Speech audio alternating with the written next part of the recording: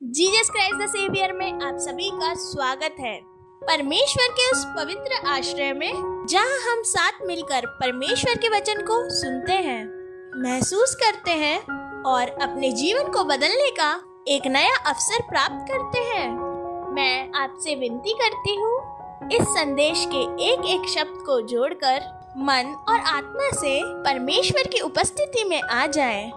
आप वीडियो के किसी भी हिस्से को छोड़कर मत जाइएगा, क्योंकि आरंभ से अंत तक परमेश्वर आपके जीवन में काम करने जा रहा है। से आशीष आपके ऊपर और आपकी आने वाली पीढ़ी की उतरती चली जाएगी। हम अक्सर सोचते हैं, क्या मैं हमेशा धन की कमी से जूझता रहूंगा?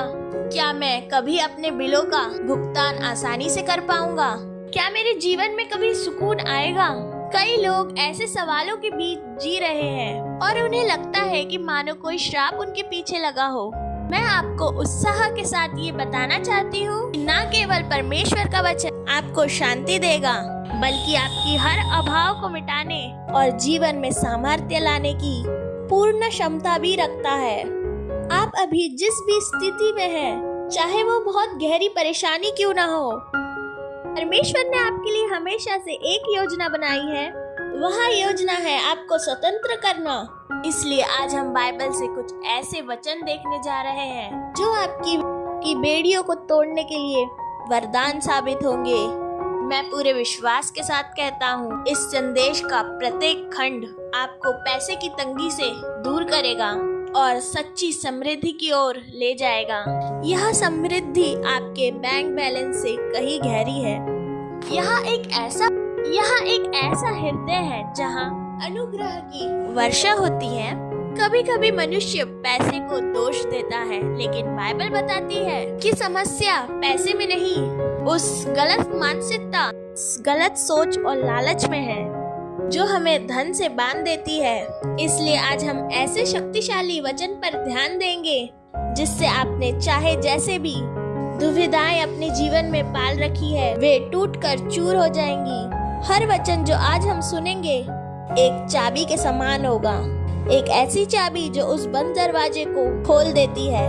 इसलिए अपने दिल को तैयार कीजिए, अपने दिमाग को सतर्क रखिए, क्योंकि परमेश्वर की आत्मा आपसे गहराई से बात करने वाली है। पहला सत्य जिसे हमें हृदय में धारना है, वह है परमेश्वर की प्रभुता। जब तक हम परमेश्वर को परमपिता स्वीकार नहीं करते, हम धन के श्राप से मुक्त नहीं हो पाएंगे। परमेश्वर का वचन कहता है, भजन संहिता 24:1, पृथ्वी और उसमें जो कुछ है वह सब यहोवा का है, जगत और उसमें रहने वाले भी। इसका अर्थ है कि पूरे संसार का स्वामी परमेश्वर है। वह आपकी जरूरत से परिचित भी है और आपकी सहायता के लिए सदा रहता है। अब तक आपने परमेश्वर से प्रार्थना नहीं की है तो अभी अपने हृदय में पुकारिए, हे परमेश्वर, मेरा जीवन और सारा ध्यान तू ही संभाल। मैं अपने प्रयासों को तेरे हाथ में सौंप देता हूँ। आप यह प्रार्थना करते हैं, जब आप देखते हैं परमेश्वर आपको एक नई दिशा देता है। शायद आप कहें कि मैं बहुत कोशिश कर रहा हूँ, लेकिन मेरी आमदनी नहीं बढ़ रही।